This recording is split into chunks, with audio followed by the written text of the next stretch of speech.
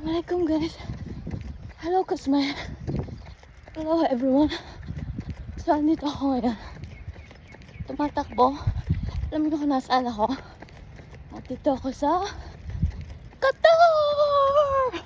So I'm running here. Andito ako sa Doha. See? Andito ako sa port ng Lusail, Qatar.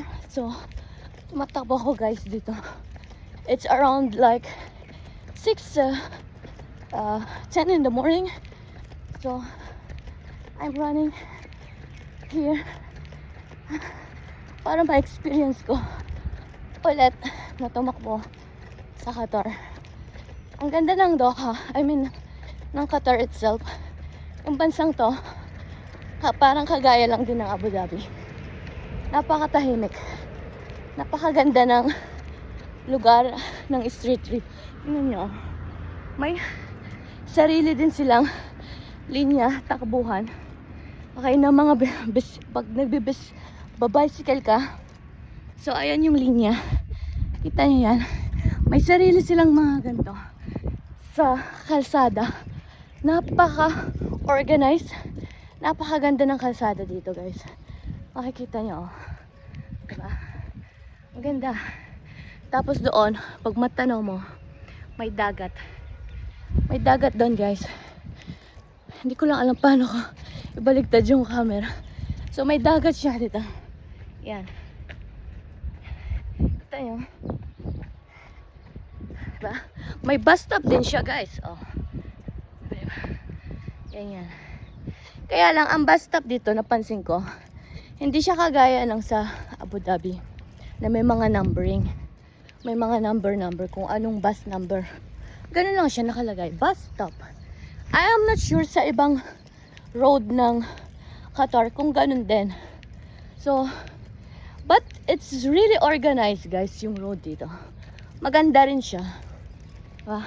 Yan yung mga bansang tinatamaan ng problema about political na problema.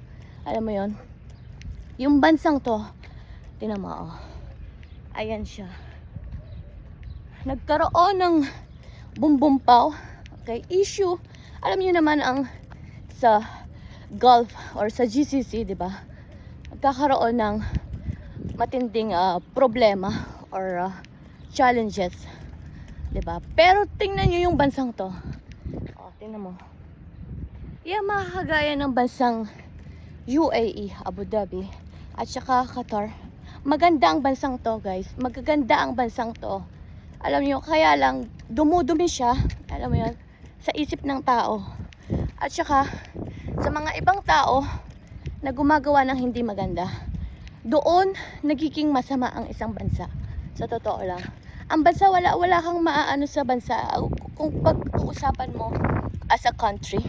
Yung mga tao mismo sa bansa, iyon ang sumisira sa isang bansa. Kagaya na lang ng bansa natin, Pilipinas. Nalulungkot ako dahil isa akong Pilipino. Alam mo yun, pero wala ako sa bansa ko. Wala ako sa bansa ko. Alam mo yun? At nalulungkot ako na yung bansa ko nagkakagulo. Nagkakagulo sa Senate, nagpuputukan sa loob, nag-aawayan, nagbubugbugan. Alam mo, kung may pagkakaunawaan at pagtutulungan, alam mo yun, kapayapaan para sa isa't isa, lalo na sa mga kagaya nating Pilipino. Lahat tayong Pilipino. Dapat isa puso at isip at isagawa natin yun. Ayun naman talaga, di ba, ang tatak na Pilipino. Tatak Pinoy tayo pag ganun sa isip, salita at sa gawa.